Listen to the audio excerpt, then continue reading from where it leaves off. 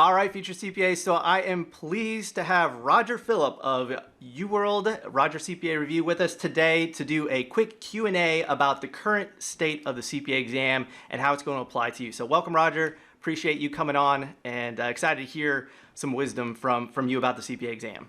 Well, thank you very much. I'm happy to be here. Thank you so much for asking me. Absolutely. So I think right now everyone is kind of looking at the hierarchy of concern, and obviously pandemic is front of mind. Next is job security, like what is the economy going to look like? Is my accounting position going to exist in the next few months? And then at the coming in at a close third is now the right time to sit for the CPA exam? And so I'd love to hear your thoughts on, is the pandemic, is busy season, is now the time to start the CPA exam, or what are your thoughts there? No, I agree. I mean, it's a difficult time for all of us, especially first of all, staying healthy, keeping your family healthy. Secondly, your career, making sure you can provide for your family and for yourself as well. But as preparing for the exam, even during busy season, during COVID, definitely you should start now. You can do it. As I'm telling everyone, don't put off your goals. Again, you never know what lies ahead, but you need to be meticulous with your time management as well. You want to build a plan that fits your lifestyle. So during this time where some of us have more time than others, some of us are homeschooling, which takes away some time, it's important to stay focused. So if you do decide, for example, to study during busy season and as the pandemic is up as well, my suggestion, what I used to do back in the day, I remember I'd get up early before work and I would try to study for maybe 2 hours in the morning while my brain was fresh and everyone was sleeping, the world was sleeping, so I felt like I wasn't missing out on anything. Then I would get to work, I would be working and so on, and as the day progressed, I would get tired. And I remember one time when I was working at Deloitte at a client, I kind of went off to the restroom and took a 10-minute nap on the toilet. All of a sudden the audit, hey, where did he go? But my point was I was working and studying and focusing in the morning when I was fresh, and then in the evening I would kind of unwind from that long day of work and long day of studying. But just like anything in life, you have to make it a goal, especially during what we have now, which is busy season, during COVID season. Hopefully that will improve over time. But again, it's just like in life, you set it as a goal, you will accomplish that goal. Yeah, absolutely. I mean, I was the complete opposite. I'm much more of a night owl, so I would always set aside an hour and a half before bed and then 30 minutes to unwind right before, so I wouldn't be dreaming about the CPA exam. But yeah, it's like you have to find that sweet spot of time, and then really, I like describing it as different spheres. So you don't, you have your study sphere, your work sphere, and then your family and social time sphere. And you really don't want those spheres to overlap, because when they overlap, then you're not going to prioritize either, and both of those spheres will suffer. So yeah, I really like that plan. It's true. And it's funny because I remember when I would have exams, I would always study at night just before I went to bed, kind of like you, because then I would dream about it. And I would wake up and I remembered the vocabulary words I was studying the night before. So, but again, it depends on if you're a morning person, an evening person.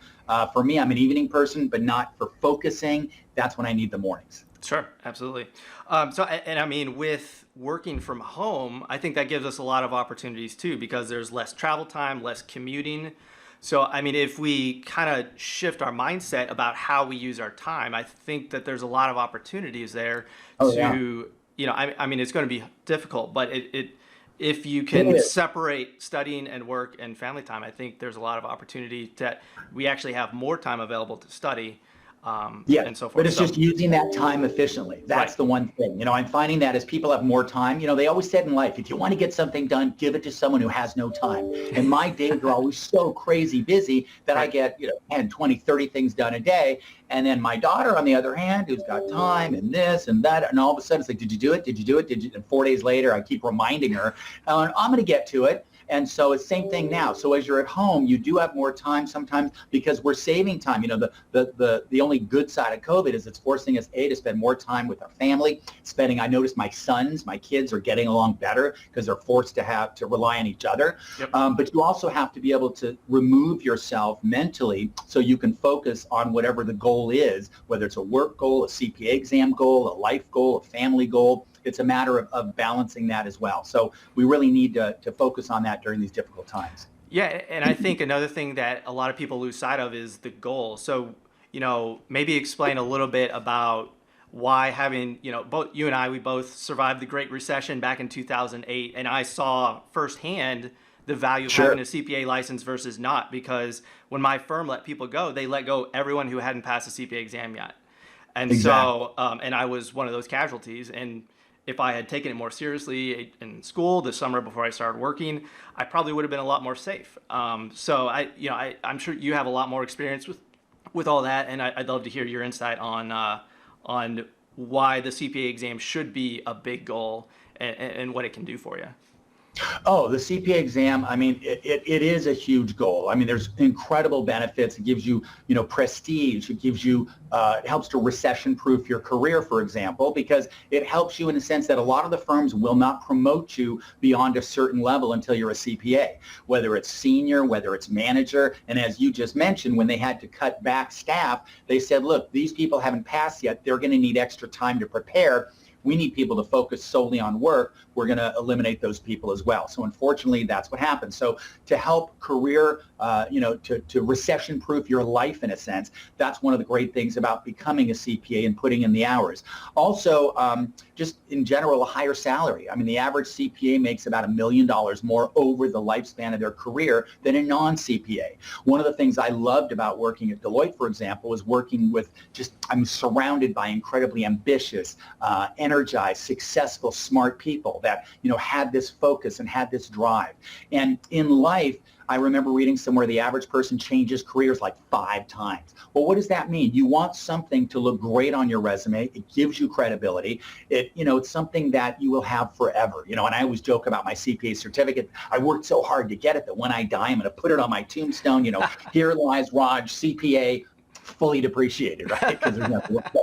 The point is, I'm proud of it. And it's something that you can carry with you, to the general public. They look at it as, wow, you've got this certificate, you have this accomplishment, you have this knowledge in areas that they may not have, and they see value in that already. So it's something that, that's really important. And then once you become a CPA, it's something that you can then give back, especially in this society now with the change in politics and so forth, who our leaders are, help make the world a better place, give back. Volunteerism is so important. Joining state societies, giving presentations, going back to your university, talking about the career choice you've made, because you know what steps it took for you in life to get to where you are. And it's funny because I had a friend who just turned 30 and she's like, oh my gosh, I don't know what I'm going to do with my life. I go, look, the 20s, you're learning, the 30s, you're maturing, 40, 50 is when you're the most valuable. I mean, now you have this career stability, you have this foundation, you have this life experience, world experience, business experience. That's when you become the most valuable to the businesses, to the companies, and to yourself. I mean, that's when you can give off all this extra knowledge and experience. So, life is an entire process. Right now, there's some huge bumps in this world. We're going to get through it. We're going to get through this. We're going to come out bigger, better, stronger. I think things will keep improving in the world and in life, and with, so global warming and so on and so forth. We're all working together, and this is something that you need to work on for yourself to help you be able to provide for yourself, your family, your life, and also giving back to society as well. Yeah, and something I'd like to throw in there too is that the CPA is so much bigger than just public accounting. Oh, yeah. So I get emails all the time. It's like, Brian, should I go for the CPA or the CMA? And I mean, obviously I'm a little bit biased, but I think the CPA, it extends beyond the accounting world. Like the CMA is very, very specialized, but the CPA will go with you anywhere that you go. Well, Everyone and knows. that's one of the things I like to mention to people, because they don't realize there's public accounting, private accounting, governmental accounting, and there's a variety of areas. And one of the things that's great about getting your CPA too is it's something that you learn so much in studying for the exam. Mm-hmm. I tell my students, you're going to learn more in 4 or 5 months than you learned in 4 or 5 years, because in college you memorize something, take an exam, walk out the door, blow it out your brain. This is the comprehensive final you never saw in college. And when you're studying it, and you're seeing the overlap between intermediate financial accounting, with auditing, with regulation, with tax, with your M1 reconciliation, which ties back to deferred taxes and financial accounting. There's a lot of stuff that, in school, you kind of compartmentalize it and see section. Here, you see the whole picture, and it helps you to understand the industry much better. So whether it's public accounting, where you're working at a big four, national, local firm, you're doing audits, reviews, compilations, taxes, whether it's private accounting, working internally within a company, working at Walmart in the as a controller or accounting manager within the accounting department within them, whether you're working in government, right? There's so much in government, DCAA, Franchise Tax Board, FBI, so there's IRS. So all of these are great opportunities that are available for you, especially as the environment and the economy changes. So again, getting that CPA puts you heads above your competition. Absolutely, yeah. So let's talk about helping folks pass the CPA exam. So obviously, Sure. right now we have a special bundle going. So basically, my mentorship program, Ultimate CPA Exam Guide, it works hand in hand with the UWorld Roger CPA Review Elite Unlimited. So basically, we're bundling those together. And if you guys are interested, you can head to maketime2cpa.com. And that's going to take you to a page on, I believe it's accounting.uworld.com. And basically, you can learn more about our program. But basically, with the pandemic, with basically people feeling isolated, I feel that CPA exam mentorship is so crucial because you're lacking community right now. You feel alone. You don't necessarily, obviously the UWorld team, they have great email support and everything. You can always ask them, but then having a mentor like me to kind of coach you and so that you can bounce all the dumb questions off of me that Roger's team doesn't have time to answer or or not, I shouldn't say that, but basically, you want somebody who's been there, understands what failure is like, can help pull you up and give you motivation, give you structure, and so forth. And so, Roger, I'd love to hear your thoughts on how what kind of mentors you had when you were sitting for the exam, and kind of the importance of community and having a study group where you can hang out with other CPA candidates going through the same struggles as you are. Yeah, I know when I studied at the time, I organized kind of a study group, and we would meet once or twice a week, and we would sit in the same room and not necessarily study the same topic. Mm-hmm. But the concept was, let's get together, let's study, and if I have a question, let me ask you, and if you have a question, you can ask me. And the benefit was we worked on it off each other because you think you understand something till you try to explain it or teach it to someone else, sure. And then you realize, maybe I didn't quite understand that. So for me, the kind of group that helped keep me motivated were one or two people that I would study with periodically, and it was a way to kind of keep me focused and motivated in putting in the hours. And if I didn't understand it, then I would go back to the homework help or ask a question or ask a mentor, someone such as yourself, and say, hey, I'm not quite understanding this. Can you give me a little bit of guidance? But during these difficult times, I think it's also important to stay, okay, how can I stay motivated? One of the things is look beyond your short-term goal, look at the long-term goal, because what you're doing here is setting yourself up for success. Look at the big picture. What you need to do is kind of sit down and kind of reestablish the why. Why am I doing this? What is so important? Can I see beyond the short-term issues? Yes, and that's where you have to kind of also bring in the people that are close to you, whether it's your parents, whether it's a relationship you're in, but you need to get that support from them as well. The other thing is it will take several hours. I'm talking maybe 300 plus hours of prep time because it is a 16-hour 4-part exam. Because of that, it's important that you sit down and make sure it's the right time for you by setting up a study schedule, for example. And they've done studies that say that if you start studying at the same time every day, it takes you less time to get into the studying and actually accomplish the goals you're trying to do. So for example, I would, let's say, get up early and study at 6 in the morning. Well, the first day it took till 6:20 because I had to make coffee, and then 6:15, 6:00, and then all of a sudden by 6 to 7:30, I got an hour and a half of high quality study in there, which really helped a lot. So setting up a study schedule, sticking to that study schedule, rewarding yourself as well. You need a little baby steps, stepping stones to accomplish that long-term goal. Maybe, for example, it's okay, I'm going to take Friday night off and see my friends or Zoom with my friends these days, or a virtual cocktail party or something. Or maybe I'm going to walk to the corner with my mask on and get some ice cream. But something, the key is it's rigorous, especially if you're already working, but keep the big picture in mind because this is something that you will have for the rest of your life. And it's funny because once you become a CPA, for example, in California, you need 80 hours of continuing education every 2 years, a minimum of 20 hours a year. And yesterday, example, I'm doing my online CPE as well. So keeping the big picture in mind is what do I need to do to get my certificate, to keep my certificate, to keep it active, to keep it current, to keep it up to date. But it's like having an extra degree. it's like having your degree, your master's, and you have the CPA.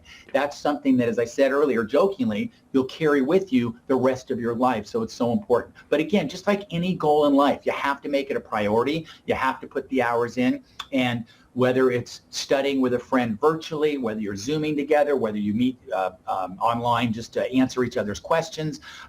Because as I said, you think you understand something till you try to explain it to someone else, and then all of a sudden you don't. But that's why there's great resources out there. One of the nice things with Roger CPA Review and UWorld is we merged in about 2018, and UWorld are exam experts. They have prepared millions of people to prepare for medical and nursing and pharmacy, SAT, bar exam, and now CPA. And one of the nice things is they've invested millions of dollars in the content. They've invested a lot of money in the technology as well.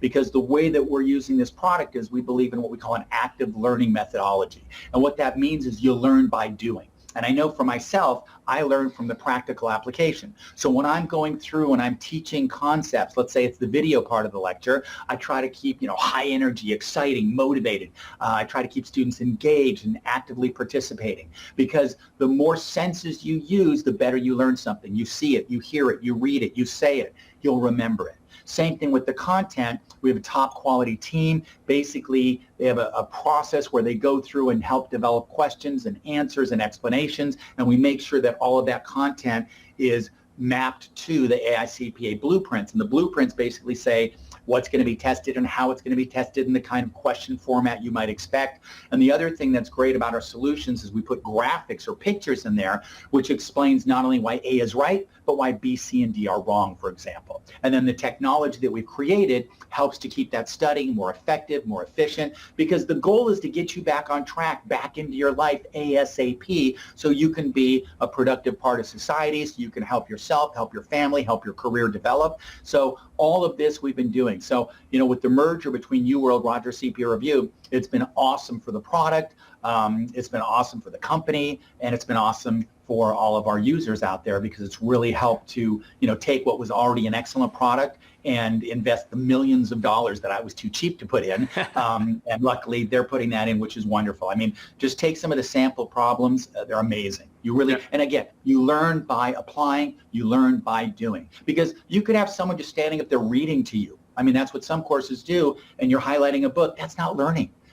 I take an active role in showing and understanding, explaining it, because for me, I learned so much after graduating college and studying, preparing for the exam, and teaching for 30 plus years. It really put it in perspective. And I find there's so many people that are memorizing things but not really understanding how they're interrelated. And that's one of the beautiful things about preparing for the 4 parts, is you really start to see that overlap and you really start to understand the big picture. Sure.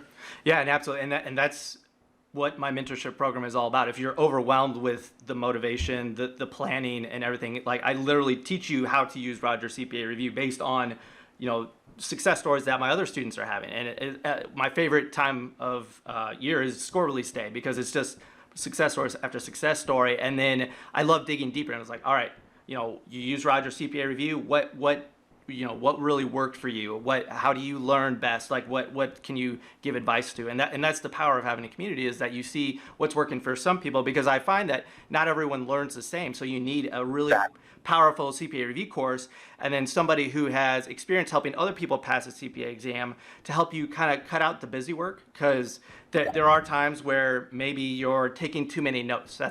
That's a big mistake I see a lot of people making, is that they just rewrite the whole textbook, and you just, with a CPA exam, it's too broad. You can't be doing that. So that's what I love about the Roger flashcards, is that you can identify an area that is a struggle, make a quick flashcard for it, and then it's there on your phone, it's on your device. It's honestly, it's the most efficient system that I've seen in terms of helping somebody study and pass the CPA exam. So I really love it. I think, I've been teaching for 30 plus years, and I've created all these wonderful memory aids or mnemonics. Mm-hmm. And these are things that students carry through, 20 years later, they're writing me going, hey, I still remember your memory aid or mnemonic, and I'm using it at work.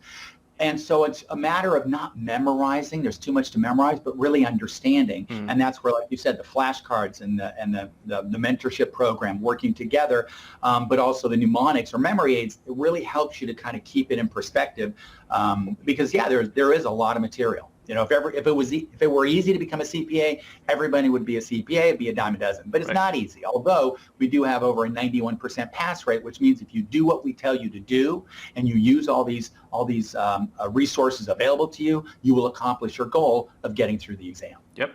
Yeah, and something that a lot of accountants don't understand too is that, I mean, statistically failure is a real possibility, but then Oh yeah. if you do fail, don't let it destroy your world either, because it's literally by design. Like you said, it's like if everyone was a CPA, then technically no one's a CPA. So they want people to not necessarily, they don't want people to fail, but they want to see how people react to failure. And Sure, so they want, yeah, they want the cream to rise to the top. But one of the things you mentioned, failure, people that are afraid of life, people that are afraid of failure have already failed. Right. I mean, part of life, we've all failed and we've learned from it. And it's not a fail. It's just, you kind of fall off track. Things happen. You brush yourself off. You get back up and you come in fighting. Had I not been okay with success and failure, I never would have been a success. Because, like I said, by not even trying, and I thought about that years ago when I started my company. I'm like, well, what's the worst thing that happens? I fail. And then I said, wait, what's the real worst thing that happens is I don't try to run a company, and then I've already failed. Yep. So it's okay. If you take the exam, there's many people that take it more than once. That's okay. It's not a failure. The key is, what's your long-term goal? When you see it, nobody asks you what was your score on the exam or how many times did you take it. They just say, are you a CPA or are you not? Yes, I am. That's great. Now let's go to the next step. It's kind of like in school when you're graduating and you have a resume and you're interviewing for your first job. They look at your resume. They want to know your GPA. How did you do in this class and that class? Once you get your first job, nobody looks back at that. What they look at is, how did you perform in the real world? How were you? Did you work well with people? You work well with others? You play fairly and nicely in the sandbox? That's what people look at. So they look at your tried and proven results of your practical application. Because I've hired incredibly intelligent people that on paper looked amazing, came from Yale and awesome schools, and I had to let them go because they were missing other things. So what we're looking for, and I find in life the most successful people are those that are well-rounded. They're smart, but not too smart. They're ambitious, but not, they have a good balance. And that's the thing, as you said, earlier, a balance between family and work and health and career and all of that, balancing it out, because you've got, as far as I'm concerned, this one life to live. I want to live it as well as possible, and I want to push myself as well. There's no trophy at the end. Right. So push yourself. It's okay to fail at things. Get up, wipe it off, brush yourself off, do it again. Awesome. All right. Well, again, if you guys are interested in working with Roger and I to pass the CPA exam, you can head over to maketimetoCPA.com. That's going to redirect you over to our page. And just be sure to use coupon code ULTIMATE. So that's how to get both the Elite Unlimited program and also my mentorship program. So Roger's great team there. Just waiting to see the ultimate coupon code, and then they'll give you access to my program as well. And then we can start working together and giving you community, motivation. And then Roger's going to teach you everything you need to know to pass the CPA exam. So in a fun and exciting and motivating way. Yeah. And like I said, it's something that will benefit your life forever. It's something that will help you, your family, your career, your resume. For me, I couldn't have taught CPA review without being a CPA. So I couldn't have started my company years ago without it. And I've helped over 200,000 students accomplish their goal of passing the exam. And for me, that's what's given my life meaning. For me, it's helping people accomplish their goal, whatever that goal is. And that's the same thing when you start working in the real world, whether it's public or private or government. The purpose, the meaning that you're going to get in life is what you're doing and how you're helping other people. Because, people are, it's funny, I have kids in school and they hate math, right? Everyone has a fear of math. Same thing with accounting. People are afraid of numbers, and that's where we come in to help alleviate some of that stress, some of the fear, whether we're helping them in public and private, whether it's helping in an audit, in a review, a compilation, tax preparation, consulting services. I mean, there's so many opportunities out there once you become a CPA that it really helps to give back and give your life meaning and purpose. Yep. And Roger and I are here to give you a plan, because when you have a plan, then if you do fail, then, well, you know exactly what to do next, and you can just go from there. And if you pass, then we'll help keep your ego in check so that you can keep up your intensity and keep moving forward. So, exactly. All right. Well, exactly. Yeah, thank you so much for your time, Roger. Appreciate you coming on. And Thank you. And stay healthy and stay safe, everybody. You as well. All right. Thanks. Thank you.